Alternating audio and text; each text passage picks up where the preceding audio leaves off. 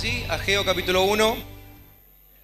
Dice desde el primer versículo que el día primero del mes sexto del segundo año del rey Darío vino palabra del Señor por medio del profeta Ageo a Zorobabel, hijo de Salatiel, gobernador de Judá, y al sumo sacerdote Josué, hijo de Josadac. Así dice el Señor Todopoderoso: este pueblo alega que todavía no es el momento apropiado para ir a reconstruir la casa del Señor. También vino esta palabra del Señor por medio del profeta Ageo: ¿acaso es el momento apropiado para que ustedes residan en casas techadas mientras que esta casa está en ruinas? Así dice ahora el Señor Todopoderoso: reflexionen sobre su proceder. Ustedes siembran mucho, pero cosechan poco. Comen, pero no quedan satisfechos. Beben, pero no llegan a saciarse. Se visten, pero no logran abrigarse. Y al jornalero se le va su salario como por saco roto. Así dice el Señor Todopoderoso: reflexionen sobre su proceder. Vayan ustedes a los montes, traigan madera y reconstruyan mi casa. Yo veré su reconstrucción con gusto y manifestaré mi gloria, dice el Señor. Ustedes esperan mucho, pero cosechan poco. Lo que almacenan en su casa yo lo disipo de un soplo. ¿Por qué? Porque mi casa está en ruinas, mientras ustedes solo se ocupan de la suya, afirma el Señor Todopoderoso. Por eso, por culpa de ustedes, los cielos retuvieron el rocío y la tierra se negó a dar sus productos. Yo hice venir una sequía sobre los campos y las montañas, sobre el trigo y el vino nuevo, sobre el aceite fresco y el fruto de la tierra, sobre los animales y los hombres y sobre toda la obra de sus manos. Zorobabel, hijo de Salatiel, el sumo sacerdote, Josué, hijo de Josadac, y todo el resto del pueblo obedecieron al Señor su Dios. Es decir, obedecieron las palabras del profeta Ageo, a quien el Señor su Dios había enviado, y el pueblo sintió temor en la presencia del Señor. Entonces Ageo, su mensajero, comunicó al pueblo el mensaje del Señor: yo estoy con ustedes. Yo, el Señor, lo afirmo. Y el Señor inquietó de tal manera a Zorobabel, hijo de Salatiel, gobernador de Judá, y al sumo sacerdote Josué, hijo de Josadac, y a todo el resto del pueblo, que vinieron y empezaron a trabajar en la casa de su Dios, el Señor Todopoderoso. Por ahora hasta ahí. Para entender un poco este contexto, tenemos que saber o recordar que el pueblo de Dios estaba volviendo de un cautiverio. Habían pasado muchísimos años en el cautiverio. De hecho, cuando uno analiza fríamente el contexto de por qué fueron llevados al cautiverio y estuvieron 70 años esclavos de otra nación, uno recuerda que Dios les había mandado a ellos que dejasen descansar la tierra. Era parte de las normas que Dios le había dado para que les vaya bien.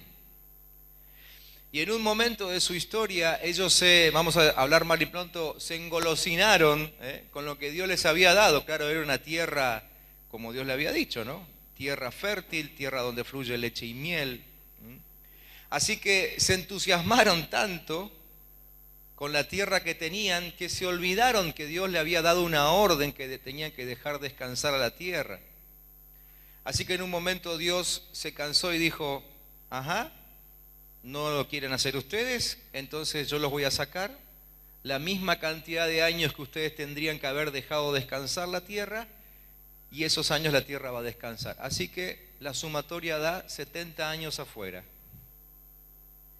Es decir, se tuvieron que ir de la tierra porque solamente se ocupaban de sí mismos.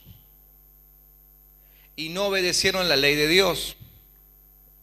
Ahora, apenas vuelven a la tierra, apenas Dios los vuelve a traer, porque Dios es fiel y dijo que esa tierra era para ellos, así que no los iba a dejar afuera para siempre. Apenas vuelven a la tierra, ¿cuál es una de las primeras demandas que tiene que volver a hacer Dios? Que no se ocupen en lo suyo, sino que se ocupen en lo de Él. Es decir, parece que como 70 años de cautiverio no sirvieron para aprender nada, ¿no? Ellos habían sido sacados de una tierra de esclavitud para ser libres, pero no entendían ni la razón de su libertad, ni el por qué habían sido libres. No entendían ni siquiera quizá quién les había hecho libres y bajo el poder de quién habían podido ser liberados. Y otra vez, en muy poco tiempo, Dios tiene que volver a reclamar que se estaban ocupando solamente de ellos mismos y no se estaban ocupando del Señor que los liberó. Así que este es un pasaje que a nosotros nos habla de prioridades. Este es un pasaje que habla de prioridades y que claramente expone desde el corazón de Dios cuál debería ser la prioridad de todo aquel que dice ser hijo de Dios. Entonces, cuando uno analiza la historia del pueblo de Dios, historia que está puesta en la Biblia, como dice el apóstol, ¿no? Para que nosotros aprendamos de esa historia, vemos que ni ellos aprendieron y parece que a nosotros tampoco. El otro día hablábamos con nuestro grupo de crecimiento y decíamos que Argentina es el país más previsible del mundo, ¿no? Así que el que conoce y estudia la historia de Argentina, realmente se puede hacer rico en Argentina, porque sabe que más o menos cada 10 años nos toca vivir tiempos como lo que estamos viviendo hoy, ¿no? Años de crisis. Y es como que ahora que estamos en este tiempo, nos olvidamos quién nos sacó de la crisis anterior. ¿Sí? ¿Cuántos se acuerdan de la crisis anterior? ¿2000? ¿2001? ¿Alguno la sufrió? Probablemente alguno llegó al Señor a causa de la crisis pasada. ¿Sí? Y hoy estamos aquí otra vez siendo reprendidos por la palabra de Dios para acordarnos que si salimos de una tierra de esclavitud fue simplemente para ordenar nuestras prioridades y obviamente poner a Dios primero en todo. La Argentina no lo hizo y hoy estamos así como estamos. La gran pregunta esta mañana es ¿qué vamos a hacer nosotros, hijos de Dios, que conocemos su palabra, y que hemos leído textos acerca de la crisis este año? La hemos leído hace 10 años, la hemos leído en algunos casos hace 20, y yo, bueno, más de eso ya no leí, pero algunos han leído hace 30 y hace 40, ¿no?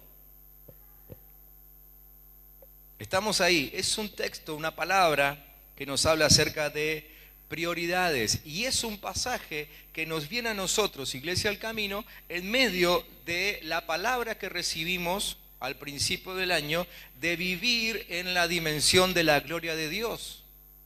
En esa palabra, yo no la voy a repetir toda, en esa palabra en Isaías 4, el Señor nos dijo que sobre todos habrá una cubierta de gloria. ¿Sí? Para aquellos que ya la escucharon, se van a acordar. Sobre todos habrá una cubierta de gloria. Esa es su palabra sobre la iglesia.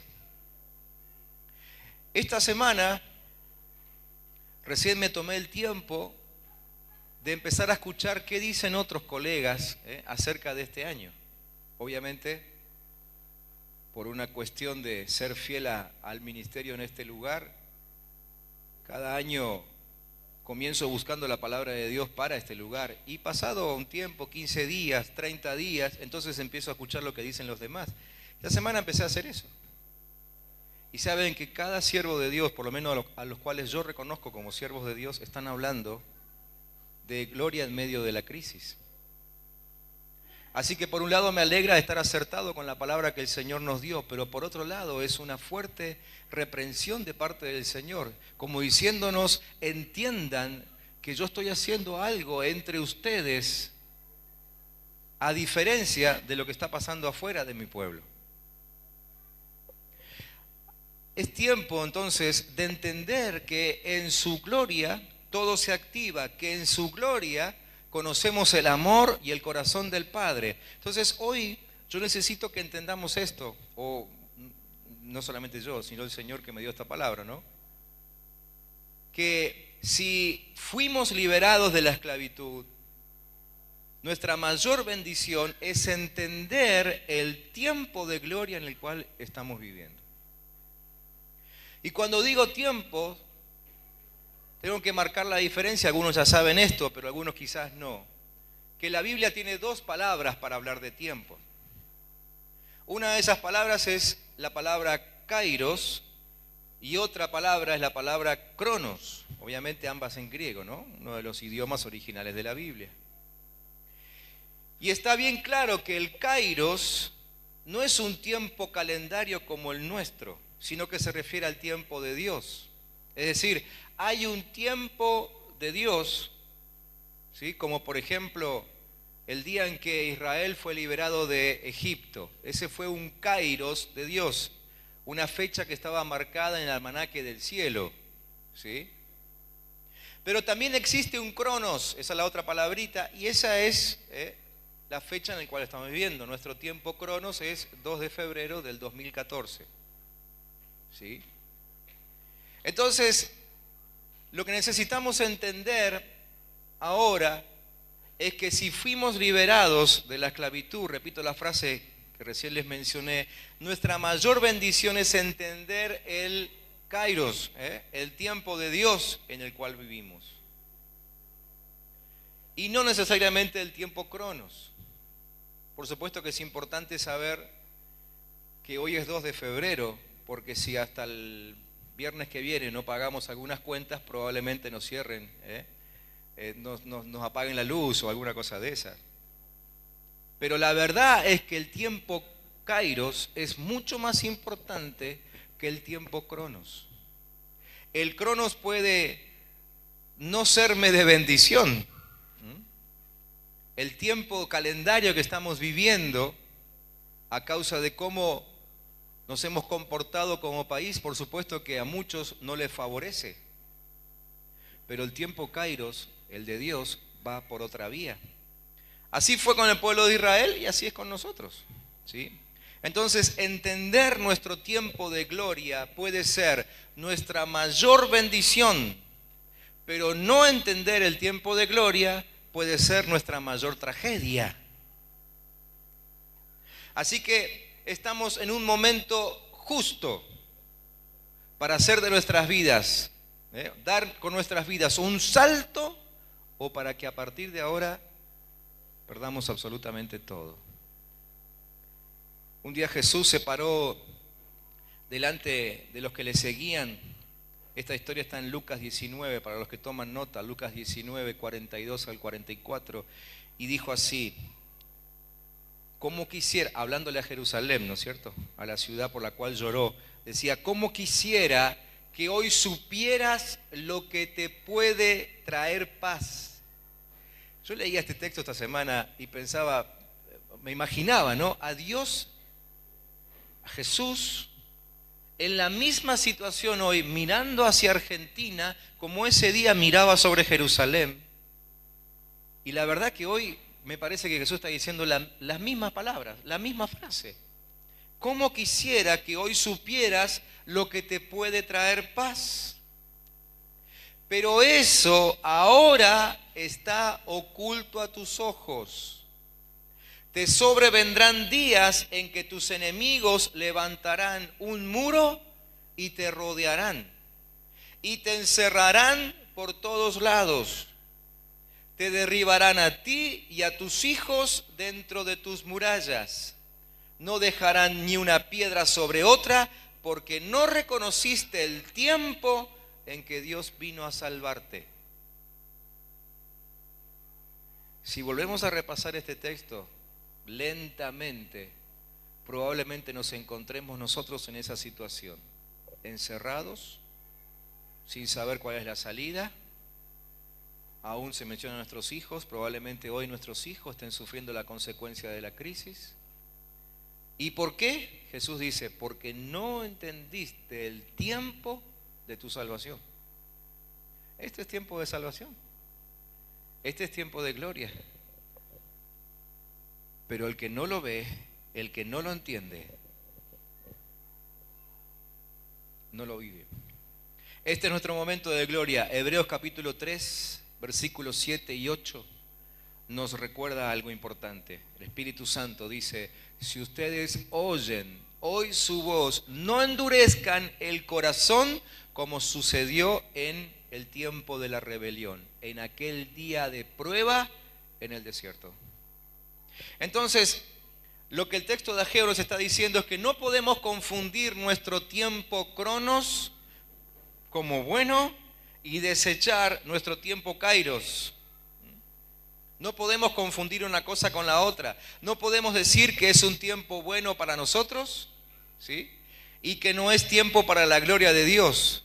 Y ahora el mensaje es específicamente para nosotros, hijos de Dios. Mientras cantábamos ahí este himno, el Señor me recordaba el nombre de algunos de ustedes que están aquí y algunos que hoy no vinieron, pero que son de la iglesia. Y que aún en tiempo de crisis han testificado, han contado que la crisis a ellos no les tocó. Y que a pesar de todo, sus negocios, sus empresas siguen en pie. Y que aún así con alegría pueden comer cada día el pan que necesitan ellos y sus hijos. ¿Sí? Pero al mismo tiempo sentía la reprensión de parte de Dios diciendo, no se están dando cuenta que si hoy disfrutan de la libertad, inclusive la libertad económica, es porque yo los saqué del cautiverio. Esa es la única razón por la cual algunos de nosotros hoy no estamos sumergidos en la crisis y llorando como muchos allá afuera. ¿Sí? ¿Me entienden, no es cierto? La mayoría de la gente que dice conocer a Dios y que hoy sufre es porque no entendieron su tiempo de gloria. No entendieron su tiempo de gloria. Entonces la palabra clave de este párrafo de Ageo es reflexionen, mediten. La otra versión, la de 1960, dice meditad en sus caminos. Reflexionen, esa es la palabra clave. Reflexionar significa examinar, significa corregir, significa analizar, significa ponete serio.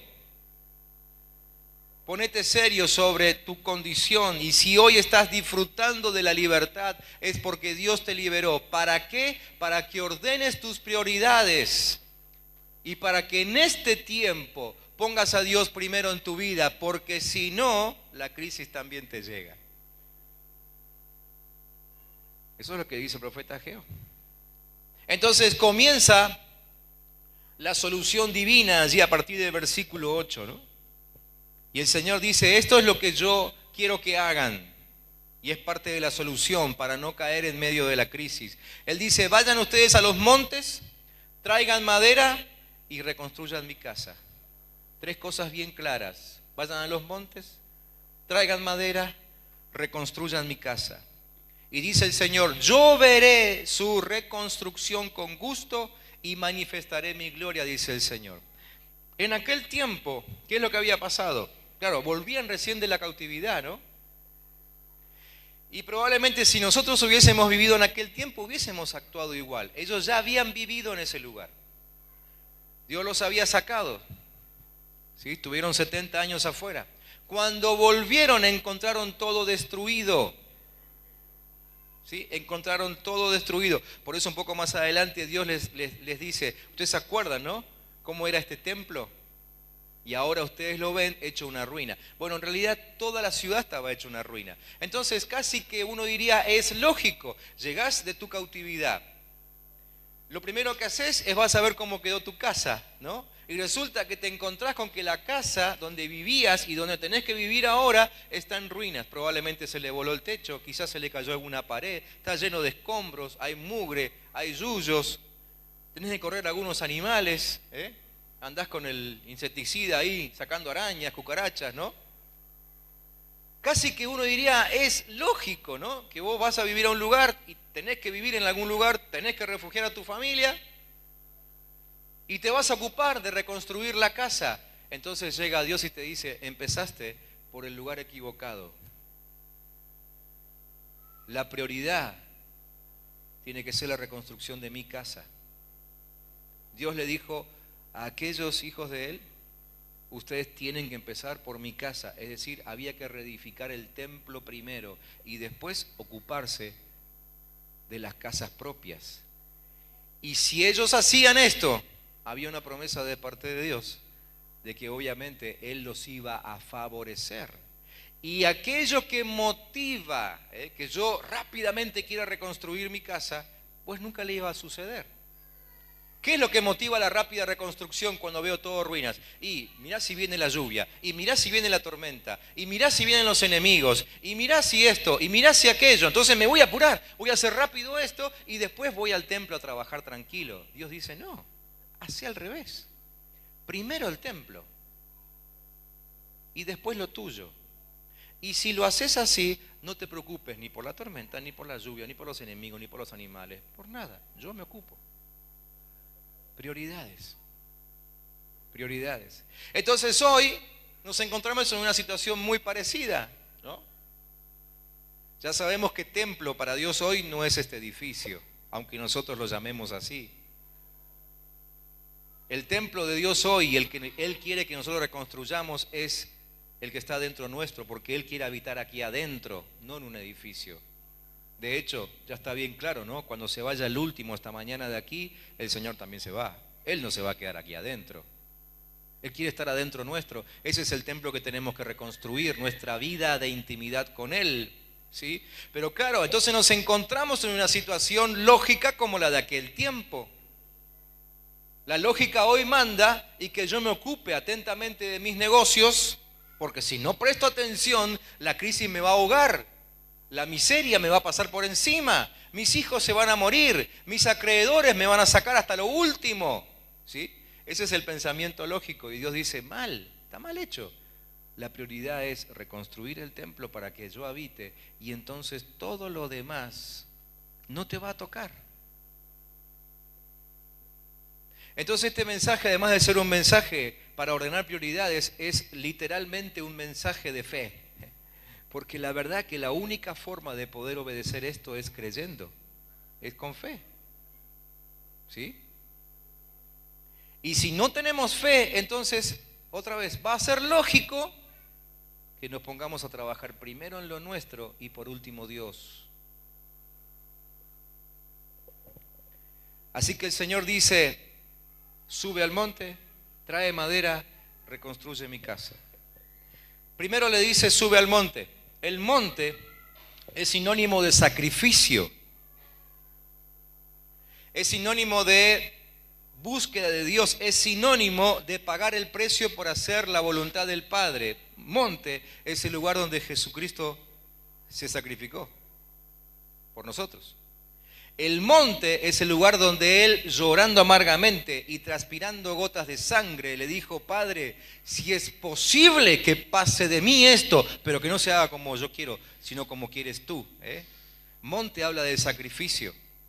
El lugar donde yo determino que se haga la voluntad del Padre y no la mía, aunque esté con la soga al cuello.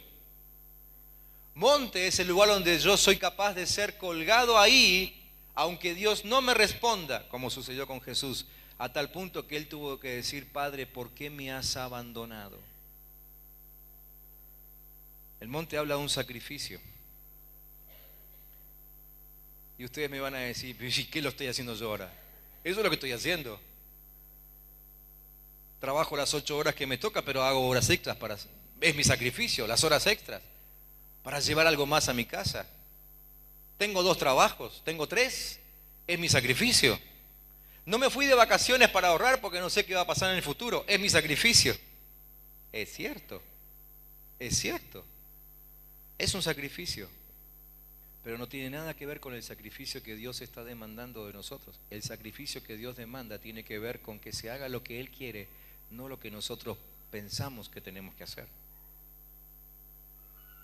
El sacrificio que Dios hoy demanda de nosotros es pagar el precio de estar en su voluntad, orando, clamando, buscando que su gloria se manifieste en nosotros. Ese es el sacrificio. El sacrificio que Él demanda no tiene nada que ver con la cantidad de reuniones que yo dejo de ir a la iglesia para poder trabajar más. No tiene nada que ver con la hora que ya no oro porque ahora me tengo que levantar más temprano e ir a otro trabajo. Eso no es un sacrificio que Dios esté queriendo en este tiempo. El miércoles en la reunión, que dicho sea de paso, felicito a los hermanos que están viniendo. Creo que históricamente nunca hemos tenido una reunión tan abundante como las que estamos teniendo los miércoles aquí. No se las pierdan. El Señor está haciendo algunas cosas importantes. Quizás sea parte del sacrificio que Él quiere, ¿no? Pero ahí decíamos, cuánto nosotros deseamos muchas cosas de parte de Dios, ¿sí? Y queremos que Dios nos libre de esto y que nos dé aquello y que nos bendiga acá y allá. Pero ¿cuándo hemos pagado el precio de sacrificarnos y de clamar a Él verdaderamente por lo que necesitamos? Sube al monte habla de un sacrificio de búsqueda de Dios. Si nunca lo hiciste, este es el tiempo. Dios nos está dando oportunidad para que la crisis no nos ahogue. Si lo hiciste poco, este es el momento de aumentar tu sacrificio en el monte. En segundo lugar, Dios dijo a través del profeta, trae madera. Y esta frase a mí me hace pensar en lo siguiente: no vuelvas con las manos vacías. Es decir, agrega algo al sacrificio de la frase anterior.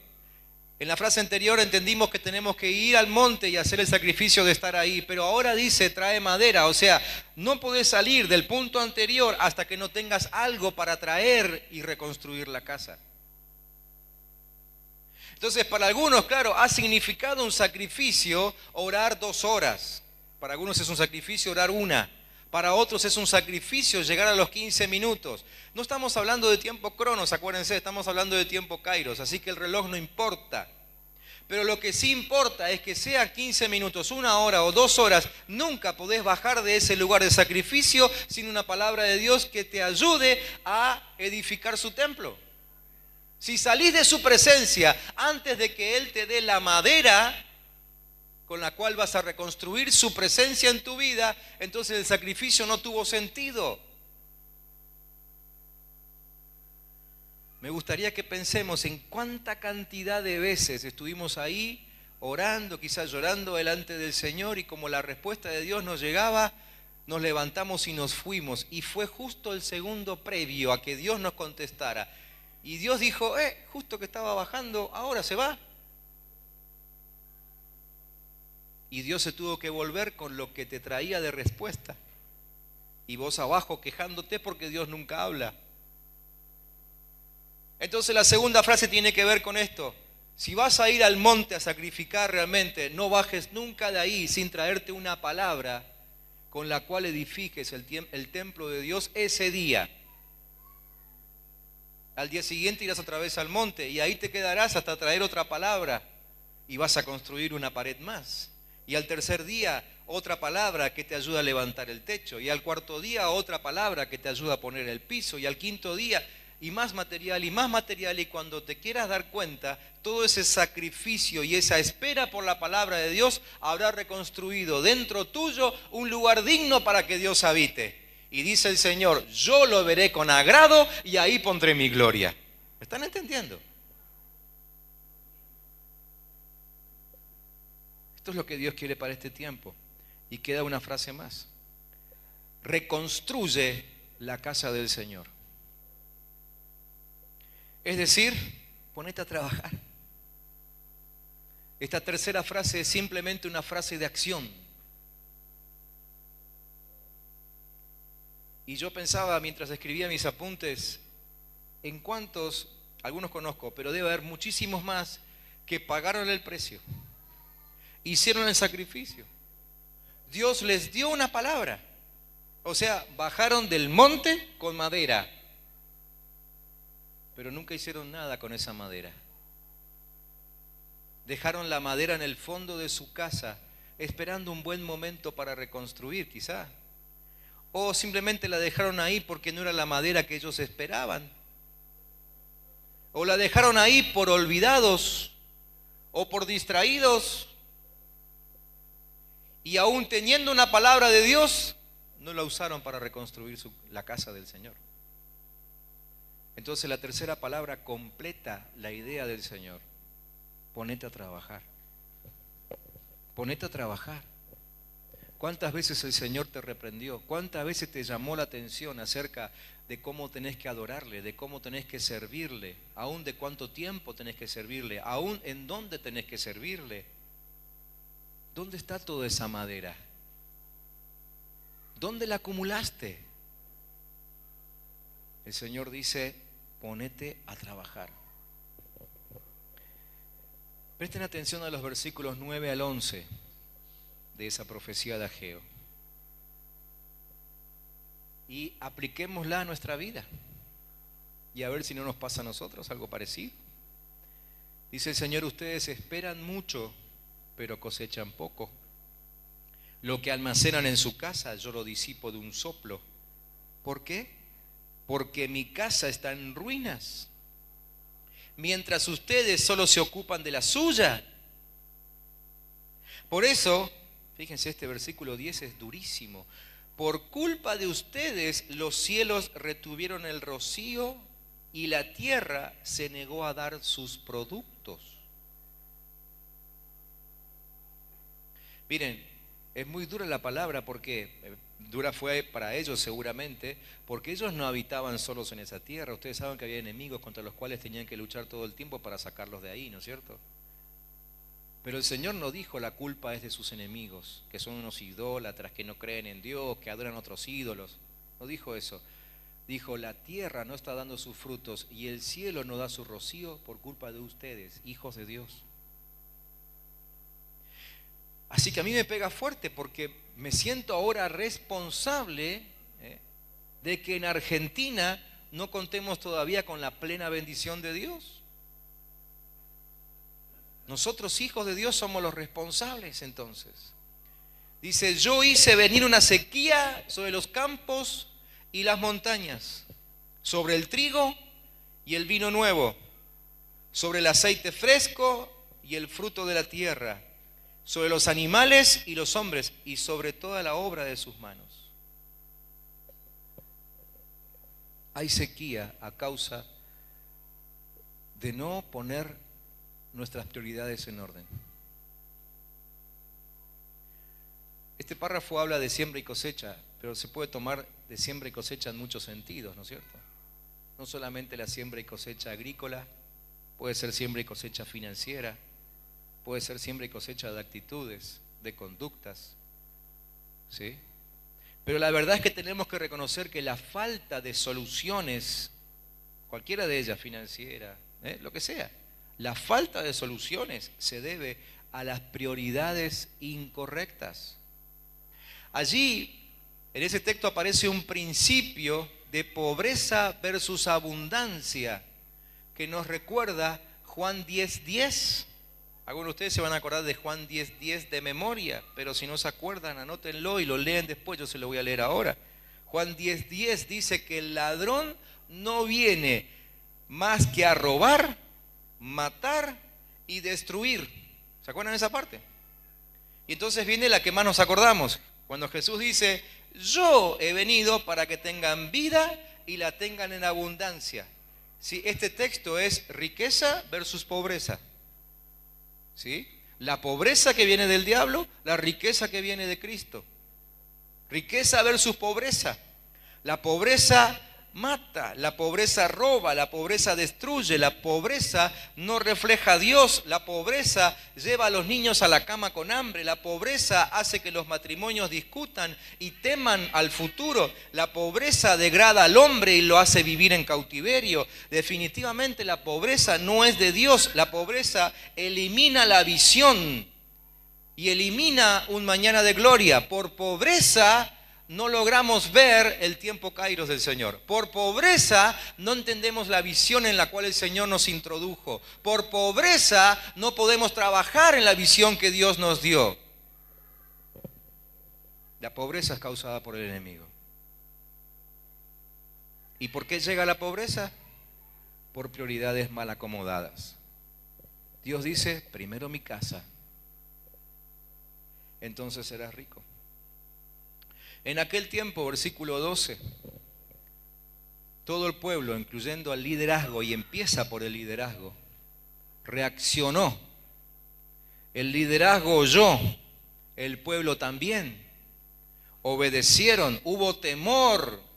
¿Qué es el temor que aparece allí? Una mezcla de aflicción, reverencia, respeto y reconocimiento de que era Dios el que estaba hablando. Así que ellos consiguieron, por lo que dice el contexto, oír por encima de sus emociones, porque sus emociones les estaban diciendo, hacete casa, que se te viene la tormenta, hacete casa, conseguite un lugar seguro para vivir. Eso le decían las emociones, pero ellos consiguieron oír por encima de las emociones. Y decidieron correctamente a tal punto que se pusieron a trabajar inmediatamente en la reconstrucción del templo. Entonces sucedió lo que también puede suceder en nuestro tiempo ahora. Si los líderes oímos al Señor, si el pueblo oye lo que el Señor dice, entonces sucederá lo que dice el versículo 14. El Señor despertó el espíritu de todos. ¿Cuántos quieren eso? ¿Cuántos quieren que su espíritu sea despertado? ¿Cuántos dicen, Señor, despertame por favor? ¿Lo puedes decir? Señor, despertame por favor. Despertame por favor. Porque si no entiendo el kairos, si no entiendo el tiempo de Dios, mis prioridades seguirán desacomodadas. Seguiré dándole prioridad a lo mío y se me viene el agua. Por eso necesito decir, Señor, despertame. Y aún decirlo cada mañana cuando me levanto, decir, Señor, manténme despierto, pero en el espíritu, no solamente físico, ¿no? Manténme despierto en el espíritu para que hoy no me pierda lo que me estás mostrando y la madera que me vas a dar para reconstruir tu templo, que sea mi gran preocupación en este tiempo. Si el espíritu está dormido, hay estancamiento, hay pasividad, pero si el espíritu es despertado, entonces se pasa a otra dimensión. El miércoles hablamos de otra dimensión. Si a alguno le interesa, pida el mensaje del miércoles. Pero esto sucede cuando el espíritu se despierta. Pasamos a otra dimensión, volvemos a vivir, volvemos a soñar y volvemos a trabajar. ¿Por qué? Porque el trabajo es fruto de un espíritu despierto. ¿Se dieron cuenta en el texto, no? El trabajo para el Señor es fruto de un espíritu despierto. El espíritu fue despertado y todos se pusieron a trabajar, dice la palabra. Y vamos al capítulo 2. Y dice así: en el mes séptimo, a los 21 días del mes, vino palabra de Jehová por medio del profeta Ageo diciendo: habla ahora a Zorobabel, hijo de Salatiel, gobernador de Judá, y a Josué, hijo de Josadac, sumo sacerdote, y al resto del pueblo. O sea, la palabra es para todos, diciendo: ¿quién ha quedado entre ustedes que haya visto esta casa en su gloria primera y como la ven ahora? Está preguntando, ¿no? O sea, el templo. ¿Cuántos de ustedes la vieron antes y la vieron ahora? ¿Vieron que antes era imponente? Ahora está en ruinas, ¿sí? ¿No es ella ahora como nada delante de sus ojos? Por eso que el Señor nos llama a reflexión. Dice, fíjate, mira un poquito, mira el templo del Espíritu que está dentro tuyo. ¿Te acordás cuando ardía en tu corazón la pasión por Cristo? ¿Te acordás cuando le cantabas con todas tus fuerzas? ¿Te acordás cuando le servías aun cuando el cansancio, bueno, ya sobrepasábamos el cansancio, ¿no? ¿Te acordás? Reflexionen. Dice, ¿no es ella ahora como nada en comparación a lo que alguna vez sentiste? Pues ahora, Zorobabel, fíjense esta palabra, dice, esfuérzate. Esfuérzate. ¿Esfuérzate en qué? En subir al monte, en traer madera y en reconstruir la casa. Esfuérzate también, Josué, y cobren ánimo. El Señor nos está animando, pueblo todo de la tierra, dice Jehová, y trabajen, porque yo estoy con ustedes, dice Jehová de los ejércitos. El Señor nos acompaña. Según el pacto que hice con ustedes cuando salieron de Egipto, así mi espíritu estará en medio de ustedes. No tengan temor, porque así dice Jehová de los ejércitos, de aquí a poco yo haré temblar los cielos y la tierra, y a todas las naciones, y vendrá el deseado de todas las naciones. Esto ya está sucediendo. Ya hay temblores de distintos tipos. Temblores físicos, pero también temblores emocionales, temblores espirituales. Está sucediendo de todo. ¿Cuántas cosas raras, no? Ya está sucediendo. Y eso simplemente anuncia que viene el deseado de las naciones. Dice, y llenaré de gloria esta casa. ¿Cuál casa? ¿Cuál casa? El Señor dice, esfuérzate y llenaré de gloria tu casa, tu vida. La gloria postrera de esta casa, o sea, la gloria que viene, será mayor, dice, no que la que estás viendo ahora. Acuérdense que antes Dios le dijo, ¿se acuerdan la de antes y ven la de ahora? O sea, está hablando de tres glorias diferentes, ¿sí? Dice, la que viene es mayor, no la de ahora, sino a la primera. Esa gloria que sentiste el día que llenó Jesús tu corazón va a ser mayor que eso. Si te acordás todavía de esa sensación, si te acordás todavía de esa emoción, si te acordás de cómo explotaba tu corazón el día que Dios te dio libertad, entonces el Señor dice, bueno, lo que viene es mayor que eso, pero esfuérzate. ¿Cuántos quieren esforzarse? Amén. Esfuérzate y daré paz en este lugar. La paz de nuestra ciudad depende de que haya gloria dentro nuestro. ¿Se entiende? La paz de la ciudad depende de que haya gloria en nosotros. Esfuerzo. El esfuerzo aquí es sinónimo del dar, de darse. Dar y darse es la única prueba de haber destruido el cáncer de la avaricia. La avaricia fue lo que sacó al pueblo por 70 años afuera. La avaricia fue lo que trajo esa palabra de condenación al principio de Ageo. ¿Sí? La avaricia es lo que hace que nosotros reiterada y regularmente volvamos a entrar en los tiempos de crisis. Entonces, ¿qué es lo que manifiesta que ya no tenemos avaricia? Cuando nos encontramos dando nuestra vida por completo, dando nuestro tiempo, dando aún nuestras finanzas, todo al servicio de Dios, al servicio de Dios. Dar es determinar nuestro futuro de abundancia. ¿Sí? ¿Se acuerdan de la historia de la viuda de Sarepta? ¿Sí? Pueden leer después la historia, primer libro de Reyes, capítulo 17. El profeta Elías se acercó a ella y le pidió que le dé un vaso de agua. Después le pidió que le haga un pedazo de pan, ¿se acuerdan? Y ella dijo, mirá, no tengo más que un poquito de harina, un poquito de leña, y ahora me iba a disponer a hacer lo último para darle a mi hijo y nos vamos a morir. Y el profeta, ¿se acuerdan qué le dijo? Le dijo, da primero, dame. A él que representaba el servicio a Dios. Da primero. Y la harina no va a escasear y el aceite tampoco. Y sabemos cómo termina la historia, ¿no? La harina nunca faltó y el aceite tampoco. Entonces, cuando somos capaces de oír por encima de las emociones, porque la emoción de esta mujer decía, no, tu hijo primero, este es un desconocido, tu hijo primero. Si le hubiese dado al hijo, ¿qué hubiese pasado? Lo que ella dijo, se hubiesen muerto los dos. Pero ella dijo, voy a creer en una palabra que evidentemente va más allá de mis emociones, porque yo acá veo un puñadito de harina. Él me dice que no va a faltar, pero yo veo un puñadito de harina. Prioridades. ¿Qué va primero en tu vida? ¿Quién es la prioridad en tu vida? ¿A quién le estás dando eso que vos pensás que es lo último que te está quedando? ¿A quién le estás dando lo último de tus fuerzas? ¿A quién le das lo último de tus finanzas? ¿A quién le estás dando lo último de tu tiempo? ¿Vas a hacer un último esfuerzo en un nuevo trabajo? ¿Vas a hacer un último esfuerzo trabajando para otro? ¿Vas a hacer un último esfuerzo poniendo tu confianza emocional en alguien, en un banco? ¿O hoy vas a decidir, me pongo todo en Dios? Primero Dios. Primero Dios. Yo quiero que recordemos esto.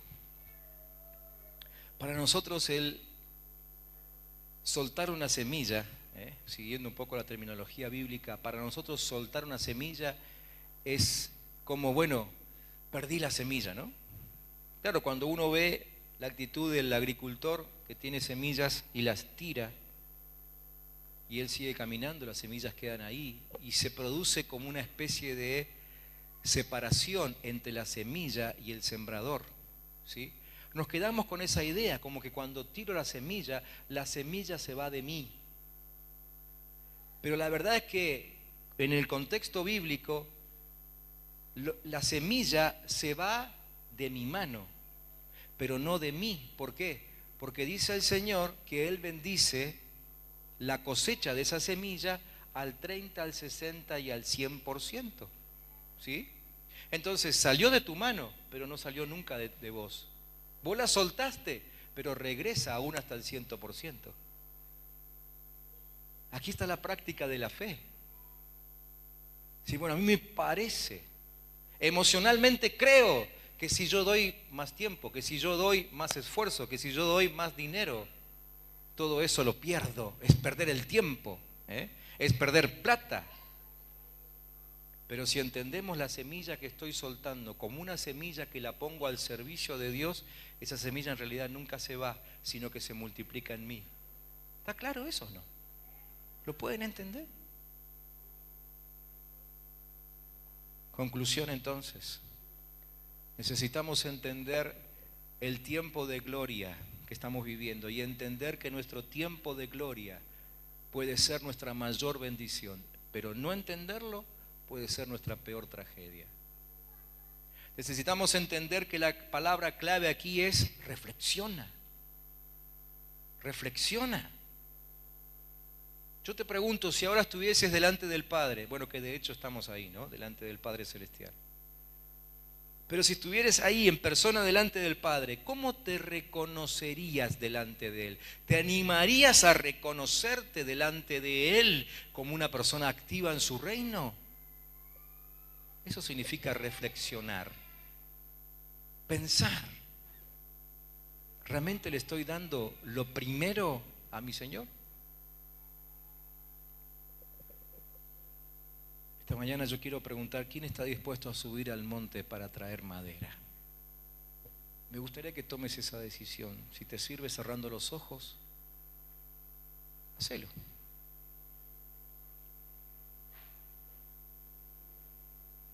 Pero que sean los próximos minutos, minutos de establecer prioridades. Establecer prioridades. Y determinar quién va a ser primero en tu vida. ¿A quién le vas a dar primero?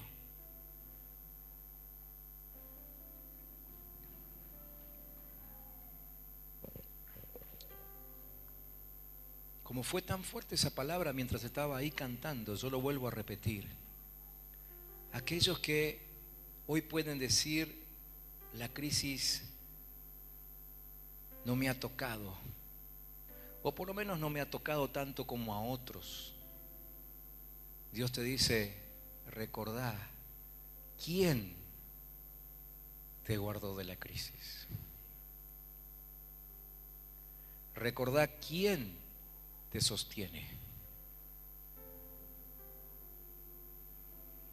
Recordá quién te da la sabiduría para hacer negocios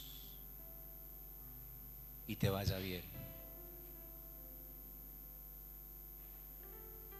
Recordá quién te dio más de lo que esperabas.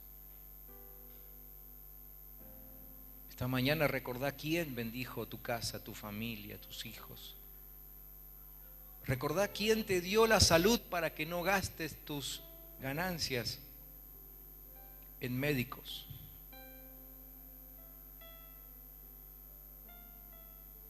Recordá quién te hizo cruzarte con esa persona que te dio el consejo sabio para manejar tu negocio.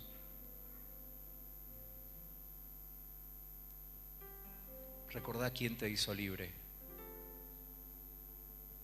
Sé agradecido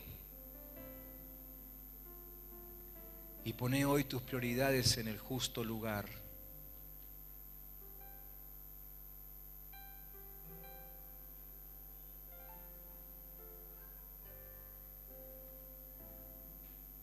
Volvé a declarar Dios primero. Primero, el templo de Dios. Y que así sea en todo. Que si vas a invertir horas orando, o más minutos de lo usual orando, pues primero orá para que el Señor pueda habitar en tu vida. Hoy son muchos los que arrancan su oración llorando y clamando para no hundirse en la crisis. Así arrancan. Y Dios del cielo los mira y dice, pero no están empezando por el primer lugar, no empiezan correctamente.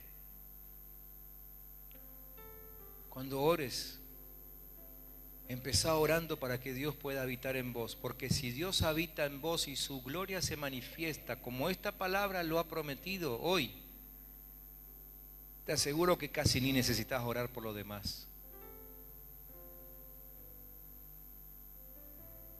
Pero que tu clamor, tu oración, tu ruego, tu inversión de tiempo sea Dios primero. Dios primero.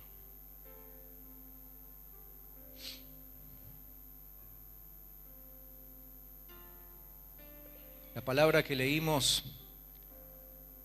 tiene como destino a todos, pero por alguna razón, cuando Dios habló con el profeta, primero se dirigió a los líderes y después al pueblo. Así que yo voy a hablar primero de los líderes. Líderes de grupo de crecimiento, líderes de ministerios, líderes de la iglesia. Si esta mañana deciden ordenar sus prioridades y poner a Dios primero, les voy a pedir que ustedes también sean los primeros en ponerse de pie hoy para estar orando.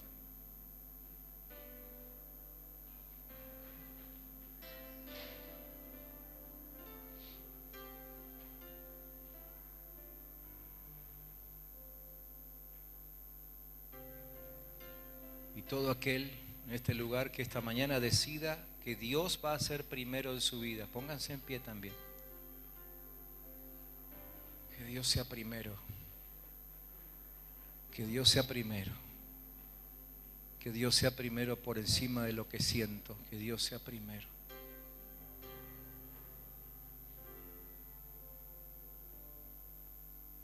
Yo les voy a pedir que dentro de lo posible todos estemos con los ojos cerrados ahora.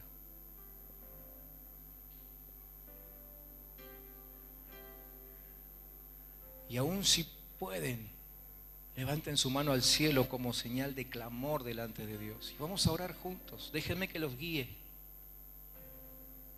Y vamos a empezar diciendo: Padre Celestial, en el nombre de Jesús, despierta mi espíritu. Levántame esta mañana. Llámame la atención. Porque he visto por tu palabra que me conviene tu lista de prioridades. Yo hoy abandono mis prioridades, las reacomodo conforme a tu voluntad. Pongo tu nombre en primer lugar La adoración a Dios será prioritaria para mí. Y buscaré que tu casa, Señor, sea la que primero se reconstruya. Primero, intimidad contigo. Decía así, en el nombre de Jesús, yo hoy me dispongo a subir al monte, a hacer el sacrificio y estar allí hasta que me des madera y con esa madera reconstruir el lugar donde habites. Y en el nombre de Jesús, yo te pido hoy que llenes mi vida de tu gloria. Decilo otra vez, que llenes mi vida de tu gloria. Llena mi vida de tu gloria. Decilo todas las veces que sea necesario. Llena mi vida de tu gloria. Agregá aún tus palabras allí. Completá esta oración, esta frase. Seguí clamando para que la gloria de Dios llene tu vida, tu corazón. Hablar a tu alma, hablar a tu mente para que entienda las prioridades de Dios.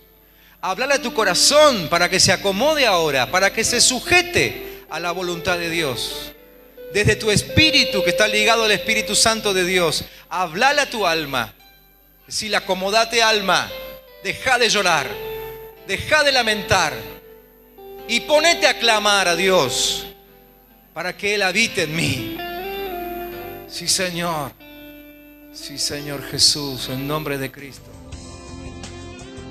Si desea comunicarse con nosotros, puede hacerlo a través de las siguientes vías. Iglesia El Camino Neuquén.